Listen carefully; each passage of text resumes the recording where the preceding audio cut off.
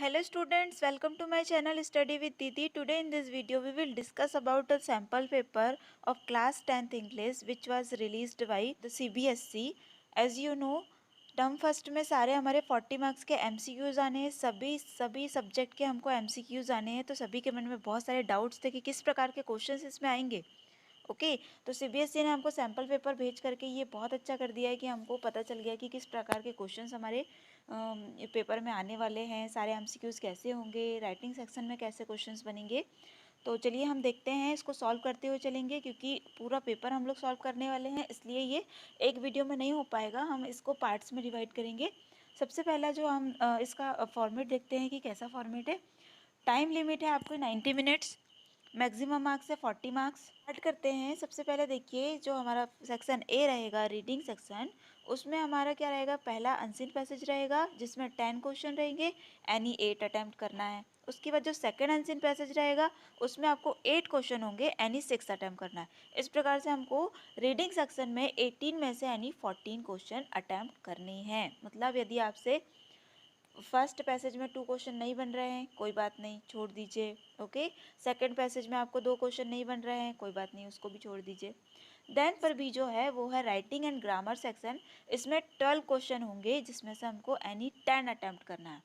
तो ग्रामर में क्या होगा, ग्रामर में हमको बताया गया है हमारा जो सिलेबस है उसमें टेंस है, मॉडल है, डिटर्मिनर है, ये सभी से क्वेश्चंस बनेंगे ग्रामर में। और राइटिंग सेक्शन में क्या होगा, सैम्पल पेपर में बताया गया है कि किस प्रकार से राइटिंग सेक्शन मतलब कि लेटर लिखने वाले जो होते हैं उसमें भी क्वेश्चंस किस प्रकार से एमसीक्यूज बेस्ड है। ओके सो इसमें से हमको कोई 12 में से यानी 10 अटैम्प्ट करना है। देन सेक्शन सी है लिटरेचर सेक्शन, जिसमें 30 क्वेश्चन होंगे, हमको 26 अटैम्प्ट करने हैं। ठीक है, तो हम धीरे धीरे एक एक करके हम इसको करते चलते हैं। सबसे पहले हमारा रीडिंग सेक्शन जिसमें हमको एक अनसीन पैसेज है, पहले इसको पढ़ते हैं। तो अनसीन पैसेज को सॉल्व करने की सबसे अच्छी ट्रिक क्या है कि आपको पहले पूरा अनसीन पैसेज नहीं पढ़ना है। जैसा कि आपको दिख रहा है अनसीन पैसेज जो हैं वो हमको पैराग्राफ में डिवाइडेड हैं। पैराग्राफ नंबर ए है, पैराग्राफ नंबर सेकंड है, थर्ड है। तो आपको फर्स्ट पैराग्राफ में फर्स्ट क्वेश्चन का आंसर मिल सकता है। तो हम पहले पहला पैराग्राफ पढ़ो, उसके बारे में समझो कि पैराग्राफ है किसके बारे में, और उसके बाद हम क्वेश्चन पढ़ेंगे, फिर आंसर ढूंढने की कोशिश करेंगे। ठीक है, तो शुरू करते हैं। नेचर इज़ आवर मदर और फर्स्ट टीचर। प्रकृति जो है, नेचर हमारी क्या है, मदर है, हमारी पहली टीचर है। The greatest lesson that she teach us is to maintain an equilibrium of life. Equilibrium की मीनिंग होती है बैलेंस, मतलब कि हमको नेचर क्या सबसे ग्रेटेस्ट लेसन क्या सिखाती है कि हमारी जो लाइफ है उसके संतुलन को हमको कैसे मेंटेन करके रखना है, बैलेंस करके रखना है। Okay, we learn to maintain composure दो और joy, sorrow and fear. Composure की मीनिंग क्या होती है, कंट्रोल करके रखना, संयम करके रखना। तो नेचर क्या करती है, नेचर हमको क्या सिखाती है कि हमारे जो जॉय है, खुशी है, सौरो, दुख, फियर, डर, इससे हमको क्या करना है, कैसे हमको कंट्रोल करके रखना है इन सबको, जॉय को, सौरो को, फियर को। In fact there are a thousands lesson that nature can teach us. हजारों ऐसे लेसन है जो हमको नेचर सिखाती है, provided we look for them. जब हम उसको देखते हैं, प्रकृति को देखते हैं, तो हमको ढेर सारे लेसन्स वो हमको सिखाती है। तो ये हमारा फर्स्ट पैराग्राफ था। अब हम फर्स्ट क्वेश्चन देखते हैं, शायद इसी से रिलेटेड हो। ठीक है, जनरली यही होता है, फर्स्ट पैराग्राफ में फर्स्ट क्वेश्चन का आंसर ईजिली मिल जाता है। देखिए क्वेश्चन है, according to author what from the following is the greatest lesson being taught by nature.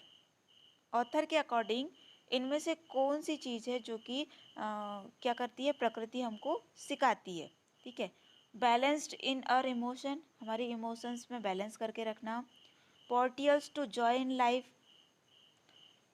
Effort of unhappiness, या फोर्थ ऑप्शन है इन डिफरेंट टू फियर्स। तो अब भी हमने देखा है फर्स्ट पैराग्राफ में कि हमको क्या करता है, नेचर क्या कर रही है, we learn to maintain composure though और joy, sorrow and fear. Sorrows and fear ये सब क्या है, ये हमारी क्या है, इमोशंस है। इसी को तो कंट्रोल करना हमको नेचर सिखाता है। मतलब हमारा करेक्ट ऑप्शन क्या हो जाएगा, balance in our emotions. Okay, then second question क्या है, पहले हम पैसेज पढ़ लेते हैं, सेकंड वाला paragraph. With sapling grows into full grown tree. Sapling की मीनिंग क्या होती है? एक छोटा सा पौधा। ओके, सो क्या होता है, एक छोटा सा जो पौधा होता है वो ग्रो करके क्या हो जाता है, एक बहुत बड़ा ट्री बन जाता है। Sometimes so tiny and delicate develops into a strong tree capable of supporting others. कभी कभी क्या होता है, एक छोटा सा पौधा, एक छोटा सा बीज जो होता है वो बड़ा होकर के क्या हो जाता है, डेवलप होकर के एक बहुत स्ट्रॉन्ग पेड़ बन जाता है और दूसरे लोगों को सपोर्ट करने लगता है। No matter how tall it grows, how much it may be flourish और how much animals and birds may support it may support. ठीक है, मतलब ये कोई मैटर नहीं रखता है कि वो कितना लंबा हो रहा है या कितने ज़्यादा फ्लोरिस मतलब फल रहा फूल रहा है या फिर कितने एनिमल्स और कितने बर्ड्स को सपोर्ट करता है, ये कोई मैटर नहीं रखता है। Its roots are firmly worried from where it once rose। है ना, ये कोई मैटर नहीं रखता कि कितना लंबा है, मतलब ऐसा नहीं है कि वो बड़ा हो गया तो वो घमंडी हो गया, ऐसा कुछ नहीं होता है। तो वो कभी इस बात का घमंड नहीं करता है कि मैं इतना लंबा हो गया हूँ, इतना बड़ा हो गया हूँ, इतना फलना फूलने लगा हूँ, इतने एनिमल्स और बर्ड्स को सपोर्ट करने लगा हूँ, ऐसा वो कुछ नहीं सोचती है। उसकी जो रूट है ना, उसकी जो जड़ है, वो हमेशा क्या करती है, अपने आप को वहीं पर दबा करके रखती है जहाँ से वो पनपी है। मतलब क्या है कि हमेशा हमारी जो रूट है ना, उसको हमको क्या करना चाहिए, उसको हमेशा बचा करके रखना चाहिए, उसकी हमको रिस्पेक्ट करना चाहिए हमेशा। ठीक है, यही हमको प्रकृति सिखाती है, ट्रीज सिखाते हैं। That's a lesson to keep our self grounded, सब respect and embrace our roots. यही हमको सिखाता है, यही लेसन है जो कि ट्रीज हमको सिखाते हैं कि हमको हमारी जो रूट्स है ना, उसको हमेशा रिस्पेक्ट करना चाहिए, उसको हमेशा एम्ब्रेस करके मतलब गले से लगा करके रखना चाहिए। And give something back to those humble beginnings and nurtured us into who we are। ठीक है, इस प्रकार से हमको ये सेकंड पैरा था। ओके, मतलब ट्रीज ने हमको क्या क्या सिखाया इसमें बताया। अब हम सेकंड पैरा क्वेश्चन पढ़ लेते हैं। Select the option that suitably completes the dialogues which reference to paragraph number second. Paragraph second सही है। ठीक है, तो यहाँ पे कन्वर्सेशन है जय और सिड के बीच में। जय कहता है, I have done well for myself in this school, I am the best they have, I can get admission anywhere, this is my movement. ठीक है, तो जय जो है बहुत ज़्यादा एक्साइटेड है, वो बोल रहा है कि मैं बहुत अच्छा हूँ, इस स्कूल का सबसे अच्छा स्टूडेंट हूँ और मुझे तो कहीं पे भी एडमिशन मिल जाएगा, इस प्रकार से वो बोलता है। तो सिड बोलता है, कॉन्ग्रेचुलेशन, बधाई हो, जस्ट रिमेंबर, पर हमेशा याद रखो, वी शुड, हमें क्या क्या करना चाहिए। तो हमने पैराग्राफ सेकंड में क्या पढ़ा है कि चाहे ट्रीज जो होते हैं जितने भी बड़े हो जाएं, जितने भी एनिमल्स या बर्ड्स को वो क्या दे दें, सपोर्ट करे, कितना भी फलना फूलने लगे या कितने भी बड़ा हो जाए, बट वो अपनी रूट को कभी नहीं भूलता। सेम उसी प्रकार से यहाँ पे सिड जय को समझाना चाहता है कि हमारी रूट्स को हमेशा क्या करना चाहिए, हमको रिस्पेक्ट करना चाहिए। तो इनमें से कौन सा करेक्ट आंसर यहाँ पे लगेगा? Because strong despites our weakness, नहीं। We kind and supportive together everyone, respect the origin from where we have grown, nature ourselves well from the beginnings। तो आई थिंक आपसे आंसर बन गया होगा, क्योंकि हमको यहाँ सेठ जो है जय को सिखाना चाह रहा है, जय को ये समझाना चाह रहा है कि हमको क्या करना चाहिए, हमारा जो ओरिजिन प्लेस है, हमारी जो रूट है, उसको हमेशा रिस्पेक्ट करना चाहिए। तो हमारा करेक्ट ऑप्शन हो जाएगा option number C, respect the origins from where we have grown. जहाँ से हम पनपे हैं, जहाँ से हम बड़ा होना स्टार्ट हुए हैं, उसकी हमको हमेशा रिस्पेक्ट करना चाहिए। ओके, देन थर्ड पैराग्राफ देखते हैं हम। Then there is a message of peaceful coexistence. Coexistence की मीनिंग होती है टू एक्सिस्ट, जिसको कहेंगे सह अस्तित्व में होना। ओके, क्या बोल रहा है हमको writer? Then there is a message of peaceful coexistence, मतलब कि पीसफुल मतलब शांतिपूर्ण तरीके से हमको सह अस्तित्व में रहना चाहिए। I am because we are, मैं हूँ, क्यों हूँ, क्योंकि हम हैं। Nature provides every creature a chance to exist. Nature जो है, प्रकृति जो है, हर एक क्रिएचर को क्या कर देती है, एक चांस देती है अस्तित्व में आने के लिए। However, the existence of one creature or being depends on the existence of the other। The tiger eats the antelope, without the antelope the tiger wouldn't survive, likewise without tiger the over abundance of antelopes would cause them to starve to death। क्या बताया है, बहुत important line, कि tiger जो है, antelope क्या है, एक प्रकार का डियर होता है, ये हिरण, ठीक है, डियर की एक प्रजाति है हिरण की। तो टाइगर क्या करता है, एंटीलॉप को खाता है, और बिना एंटीलॉप के टाइगर सर्वाइव कर पाएगा नहीं, the tiger wouldn't survive. But without tiger, और यदि टाइगर नहीं रहेगा तो क्या होगा, एंटीलॉप्स की जो नंबर्स है वो बहुत ज़्यादा बढ़ जाए, और ऐसी कंडीशन आएगी कि ये स्टार टू डेथ, मतलब कि भूखमरी ऐसी फैल जाएगी, क्योंकि बहुत ज़्यादा संख्या में जब ये लोग हो जाएंगे तो ये खाएंगे क्या, तो उससे भी ये लोग क्या हो सकते हैं, मर सकते हैं, भूखमरी से मर सकते हैं। ओके, सो यहाँ पे ये हमको बताया है। ठीक, अब हम क्वेश्चन नंबर 3 पढ़ लेते हैं, क्या बोल रहा है। Choose the option that best convey the message in I am because we are. ये देखिए, हमने अभी देखा था कि मैं हूँ, क्यों हूँ, क्योंकि हम हैं। तो इन चारों ऑप्शनों में से कौन सा एक करेक्ट है जो कि ये मैसेज कन्वे कर रहा है।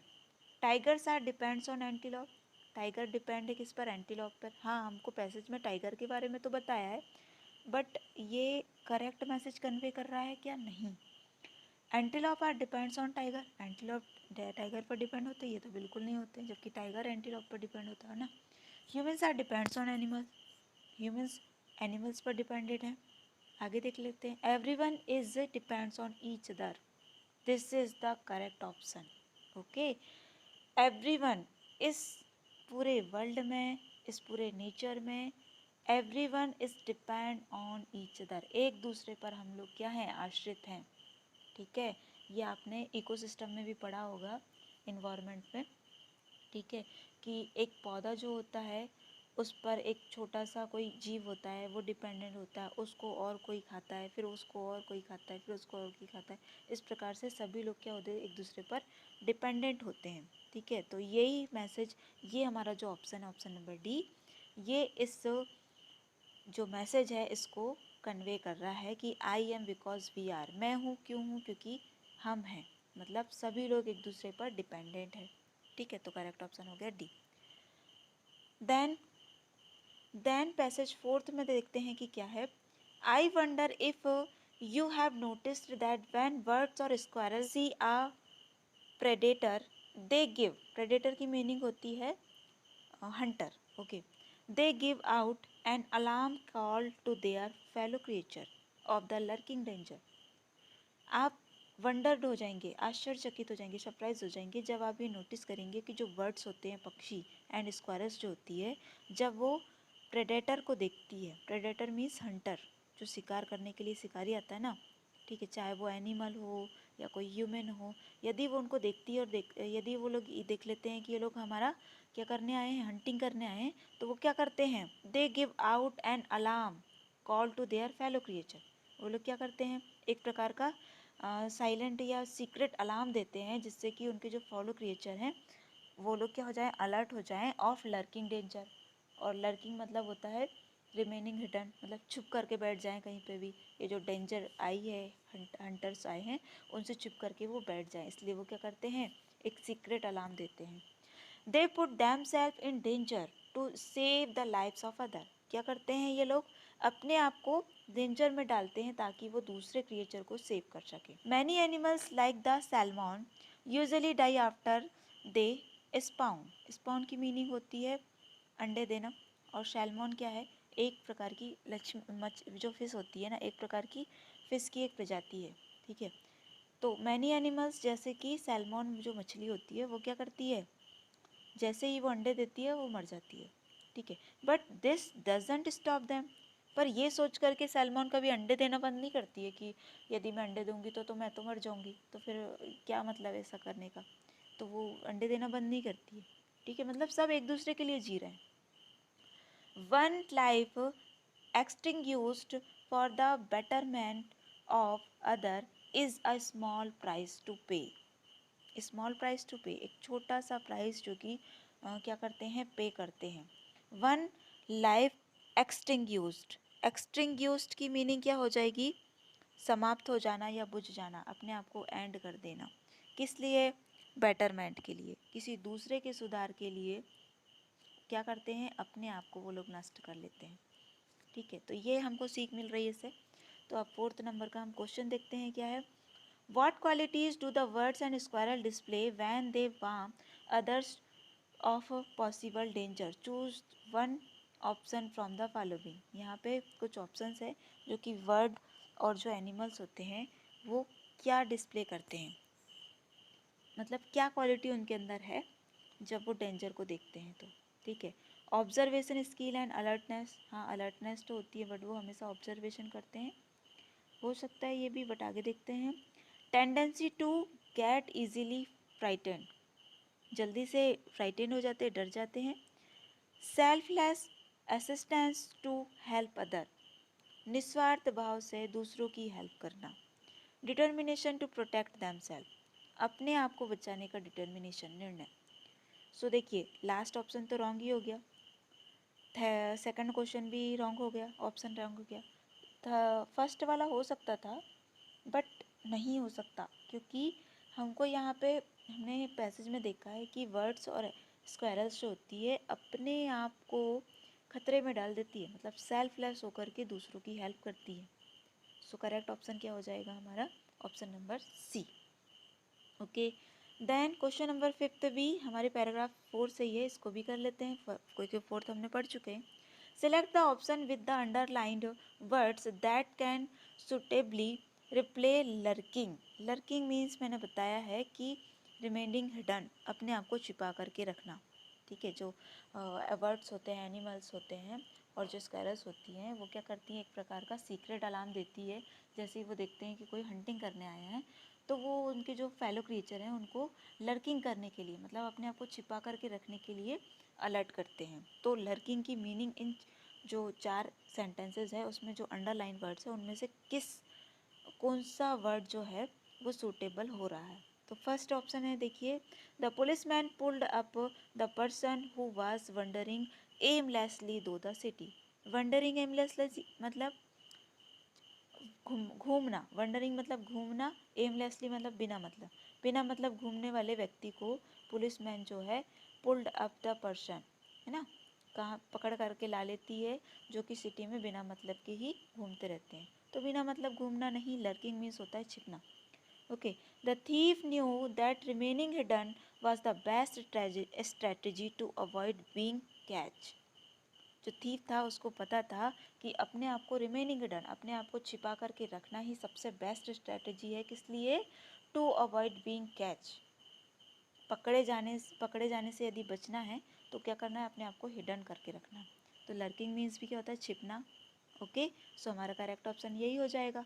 ठीक है, लर्किंग हमने जो हमारा चैप्टर था कौन सा, द टाइगर इन अ जू, उसमें भी आपने लर्किंग वर्ड पढ़ा था।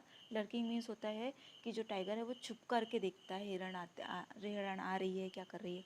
तो रिमेनिंग हिडन, मतलब हमारा option number B is correct option. Then question 6 के लिए हमको जो अगले पैराग्राफ से 5th और 6th इसको पढ़ना पड़ेगा, तो हम दोनों को ही पहले पढ़ लेते हैं। The snow melt in the warmth of spring to give birth to fresh green lips. अब यहाँ पे देखो एक एक करके जो सभी जो हमारे नेचर्स की जो थिंग्स हैं जो दूसरों के लिए जीती हैं उसके बारे में बता रहा है। सबसे पहले किसके बारे में बताया, ट्रीज़ के बारे में बताया। हाँ ओके, रिवर्स के बारे में बताया। ठीक है, उसके बाद किसके बारे में बताया है, ट्रीज़, फिर एनिमल्स के बारे में बताया, फिर सैल्मन मछली के बारे में बताया। अब यहाँ स्नो के बारे में बता रहा है। देखिए, द स्नो मेल्ट, मेल्ट की मीनिंग क्या होती है, पिघलना। तो जो स्नो है वो पिघलती है स्प्रिंग सीजन में। क्यों पिघलती है, ताकि वो फ्रेश ग्रीन लिप्स को बर्थ दे सके, जन्म दे सके। ठीक है, and autumn those lips age into sets of gold only to be buried in the cold grave of winter. Change is inevitable. Inevitable की मीनिंग क्या होती है, बिना मतलब के, without any reason. Okay, change जो है बिना बिना रीज़न के आता है। The sooner we embrace this the better it is for us. जितने जल्दी हम इसको एक्सेप्ट कर लें, ये जो परिवर्तन होता है है ना, मतलब परिवर्तन को जितने जल्दी हम एक्सेप्ट कर लें वो उतना ही हमारे लिए अच्छा होता है। We must also understand that even in pain there is growth. एक और चीज़ हमको हमेशा याद अंडरस्टैंड समझ लेना चाहिए कि जो पेन होता है ना, दर्द, उसमें भी कहीं ना कहीं क्या छिपी होती है, ग्रोथ छिपी होती है। आपने देखा होगा कि जब हम बहुत ज़्यादा कठिनाई में होते हैं तब हमको बहुत सारी सीख मिलती है और उससे हम ग्रो करना स्टार्ट करते हैं। Okay, if you cut a hole in a tree it will grow around it. ठीक है, यदि आप किसी पेड़ की होल को कट करते हैं तो वो क्या होता है, grow around it. No matter what may come in its way, a river will continue to flow. River जो होती है, नदी, हमेशा बहती रहती है बिना किसी कारण, बिना किसी स्वार्थ के। नदी हमेशा बहते रहती है, ना तो वो खुद का पानी पीती है या हमेशा कभी ऐसा बोलती है कि अरे भाई मैं तो कब से बह रही हूँ, थक गई हूँ यार, अब रुक जाती हूँ। इस प्रकार से वो कुछ नहीं बोलती ना, निस्वार्थ भाव से बहते रहती है ताकि जिसको ज़रूरत है वहाँ तक वो पानी पहुँचा सके। Similarly no matter what grief may break your heart, grief means होता है सौरो। उसी प्रकार से बिना नो मैटर, कोई मैटर नहीं रखता है कि किस दुख ने, किस सौरो ने आपके हार्ट को ब्रेक कर दिया। Nature teach us that life goes on. Nature हमको ये सिखाती है कि लाइफ जो है हमेशा चलते रहती है, आगे बढ़ते रहती है, किसी के लिए रुकती नहीं है। तो हम क्यों रुके, हम क्या करते हैं, ह्यूमन्स बीइंग की क्या आदत होती है कि भाई थोड़ा सा दुख आया और वहीं पे रुक गए। ठीक है, तो ये सब कुछ हमको नहीं करना है, नेचर से हमको बहुत सारी चीज़ें सीखना है। देन हमको पैराग्राफ 6 है, इसको भी हम पढ़ लेते हैं, फिर आगे क्वेश्चन करेंगे। Keep in mind life is not about making list and trying to be one step ahead of other. ठीक है, हमेशा हमारे माइंड में ये रहना चाहिए कि लाइफ जो है, जीवन जो है, वो लिस्ट बनाने के लिए नहीं कि हमने ये कर लिया, हमने ये उपलब्धि प्राप्त कर लिया है, ये कंपटीशन एग्ज़ाम पास कर लिया, इतने परसेंट बना लिया, इसके लिए नहीं है लाइफ, है ना। Trying to be one step ahead of others, या किसी को पीछे छोड़ के आगे बढ़ने के लिए नहीं है life. Life is to leave.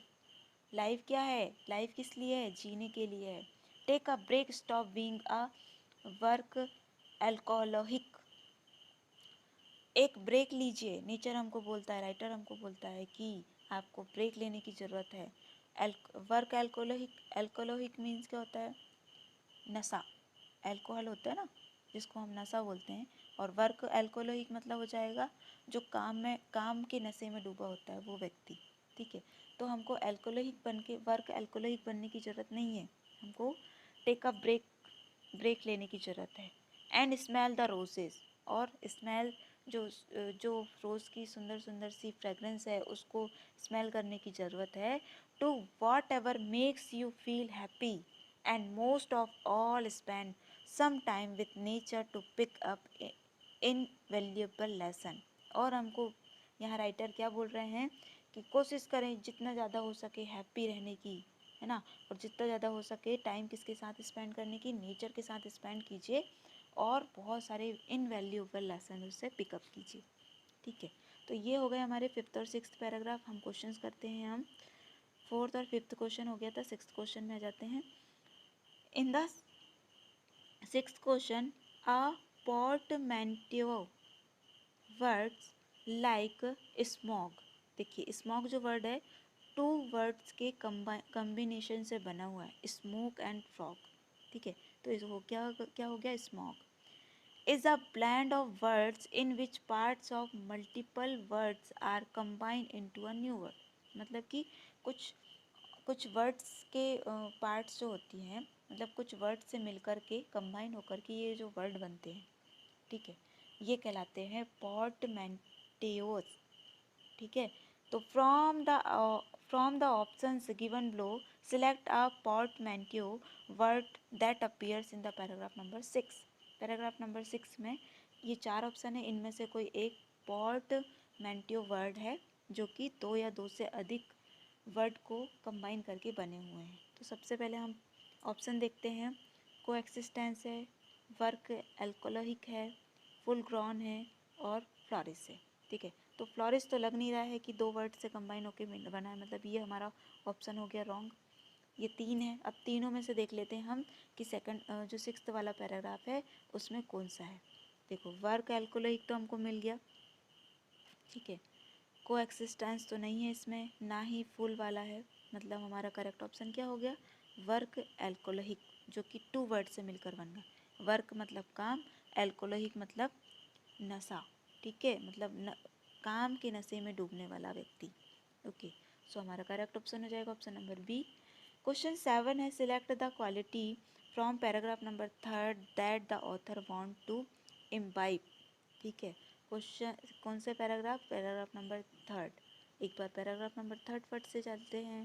Paragraph 3 में हमको बताया गया है कि then there is a message of peaceful coexistence I am because we are nature provides every creature a chance to exist. However, the existence of one creature or being depends on the existence of the other. The tiger eats the antelope. Without the antelope, the tiger wouldn't survive. Likewise, without tiger, abundance abundance of the overabundance of antelopes would cause them to starve to death. Okay, सरसरी तौर पर हमने एक बार और पढ़ लिया।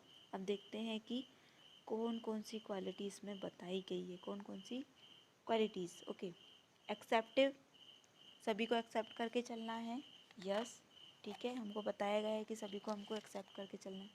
Passionate होना, नहीं, पैशनेट होने के लिए हमको बिल्कुल नहीं कहा गया है। इमोशनल, इमोशनल होने के लिए भी बिल्कुल नहीं कहा गया है हमको, तो फर्स्ट ही पैराग्राफ में बोल दिया गया है कि बैलेंस्ड इन और इमोशंस को बैलेंस करके चलना है।